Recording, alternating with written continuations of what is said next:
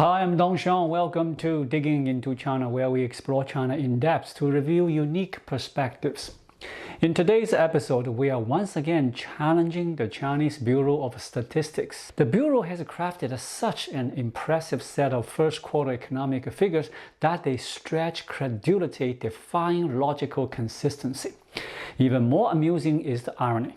The criticism China's state media leveled against the United States last year have now come back to haunt them. Truly, the archives of China's state media cannot withstand even a cursory review. The global spotlight is currently fixed on U.S. China trade war. At this pivotal moment, it's understandable why China would want a pristine economic report for propaganda purposes. They proclaim our economy remains robust with a 5.4% GDP growth in the first quarter, who claim we are faltering under American pressure. Yet, consider this. If China's economy is truly thriving, why does Beijing repeatedly introduce economic stimulus measures? A stable, upward trending economy wouldn't require such interventions, would it? However, reflecting further, since the onset of the trade war, China has faced U.S. tariffs so severe they've nearly severed trade ties. Yet, where are the promised major initiatives, reserve ratio cuts, interest rate reductions, or significant fiscal stimulus? Not one seems to have materialized. Beijing appears content with issuing slogans and painting optimistic scenario. Could it be that President Xi Jinping genuinely believes the first quarter data is strong enough to delay stimulus measures, waiting instead for a clear economic downturn before acting decisively? Indeed, Morgan Stanley's recent inquiries in Beijing suggest precisely this. Xi reportedly has no plans for new stimulus in the second quarter, believing the economy must visibly worsen before interventions is warranted. However, Premier Li Qiang's recent State Council remarks repeatedly stressed expectation management. Expectation management implies proactive policy measures to prevent further economic decline. So, whose perspective should we trust? Does Xi, with his approach, truly grasp expectation management? Is his understanding aligned with ours? In this video, we'll delve into these questions. With the trade war at its current intensity, what is China aiming to achieve by presenting such flawless first quarter economic data? Let's begin with a humorous anecdote from China's state media. Last year, Chinese economists, patriotic scholars, and party media vociferously accused the U.S. of falsifying its GDP. Their evidence? U.S. electricity consumption declined while GDP rose. Since 2007, U.S. GDP has grown 40% in real terms and 82% nominally. Yet, electricity usage has remained stagnant. In 2023, national electricity consumption fell 6% from 2022, but the GDP grew 2.5% and unemployment hit historical lows. Chinese experts concluded that the U.S. GDP must be inflated, deeming it unscientific. In China's view, GDP and electricity consumption have always risen in tandem for decades. Yet, these same experts must be regretting their words upon seeing China's first quarter data this year. Electricity generation dropped 0.3%, but the GDP reportedly surged 5.4%. By their own logic, doesn't this confirm China's GDP is fabricated? The accusations they hurled at the U.S. last year have now boomeranged back. In truth, electricity and GDP are closely linked in China, a manufacturing giant where industry demands substantial power. Thus, GDP growth typically coincides with increased electricity generation, a pattern consistent for decades.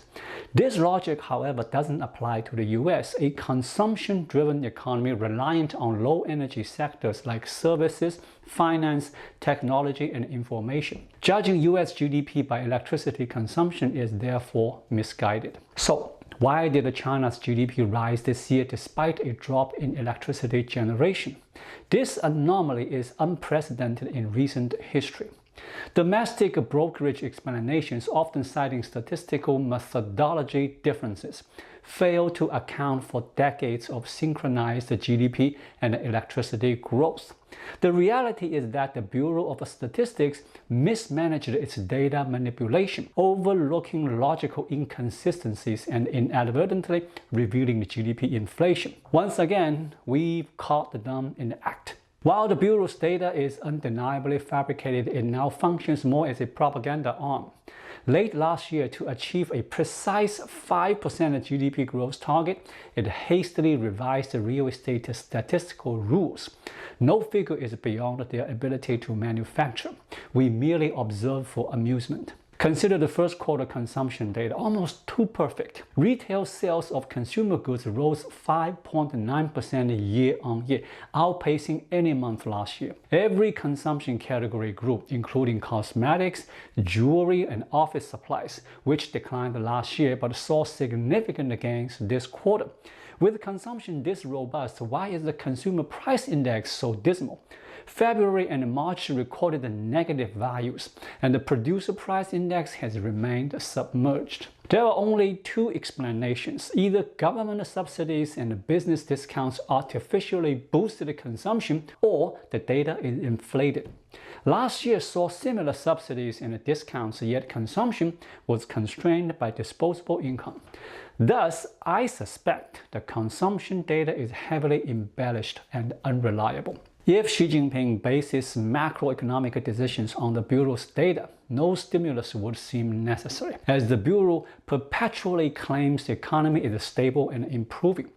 But the reality tells a different story. China is poised to issue 50-year ultra-long-term bonds, a move even the U.S. hasn't undertaken. To extend the debt cycles and support the economy in this manner hardly signals stability. As noted earlier, Morgan Stanley's findings in Beijing indicates that the second quarter will see no significant new stimulus, only extensions of current policies. For instance, the consumer goods trade-in program may expand from 300 billion to 600 billion yuan. Additional subsidies for services and childbirth may be introduced gradually. Xi believes the current data doesn't justify escalating measures and plans to reassess after the July Politburo meeting, potentially adding 1 and 1.5 trillion yuan in fiscal stimulus. This leads me to a hypothesis. Xi may believe there is still room to negotiate in the trade war, avoiding complete decoupling. The trade war is China's primary economic challenge. A second quarter agreement could eliminate the need for premature large-scale stimulus. Why then can the U.S. and China negotiate? I believe the issue lies with Xi. He avoids direct engagement with Trump, preferring his economic officials to draft a preliminary framework followed by a delegate signing the deal. Trump, scarred by the 2018 trade war, insists on negotiating directly with Xi, dismissing other officials. This stalemate stems from Xi's desire to repeat past tactics and Trump's refusal to be outmaneuvered again. Unless Xi personally contacts Trump, the trade war will persist. Markets dismissed China's first quarter data, anticipating a grim second quarter under trade war pressure. First quarter figures lose relevance. Xi, known for acting only when faced with undeniable evidence, likely wants to assess the second quarter's economic fallout from U.S. tariffs. If the data exceeds his expectations, he will be less inclined to negotiate. But if it deteriorates significantly, threatening social stability, he may finally engage directly. U.S. sources indicated no direct communication since the trade war began, though indirect channels via intermediaries exist. This week's IMF and World Bank meetings in the U.S. will see China's central bank governor Pan Gongsheng and other financial officials attend, the highest level direct economic dialogue since the conflict's onset. Last week, U.S. Treasury Secretary Bessent, asked about the negotiation demands, stated he wants China to expand its consumer market and cease manufacturing subsidies. This suggests the U.S. is using the trade war to pressure China to redirect export subsidies to citizens, a change many overseas critics advocate. I remain skeptical. Xi prefers international spending to forge anti-U.S. alliance over compromising with the U.S. to narrow the trade deficit. Yet, he has failed to secure a single committed anti-U.S. ally. Spain hedged its bets with its Prime Minister wooing Xi, while its economic minister clarified the positions in the U.S. Xi's Southeast Asia trip yielded no anti-U.S. commitments from Vietnam or even pro-communist Malaysia. Cambodia welcomed a Japanese warship the day Xi arrived, an affront. Russia, meanwhile, offered to buy Boeing jets with frozen assets immediately after China banned them. Xi's global spending has yielded no publicly anti-U.S. allies. His only hope is that the U.S. struggles to finalize tariff agreements with its allies, delaying reciprocal tariffs. This allows China to maintain transshipment trade. But once the U.S. secures its first trade deal, the balance shifts, and China's trade encirclement begins. At that point, Xi may indeed reach out to Trump. So, let's stay tuned. The U.S.-China trade war promises more developments. Thank you so much for watching. If you find this video helpful, please like it, drop a comment below, and hit the subscribe button right here. It really helps YouTube suggest my video to others. I'll be back with more content soon. Until then, be well.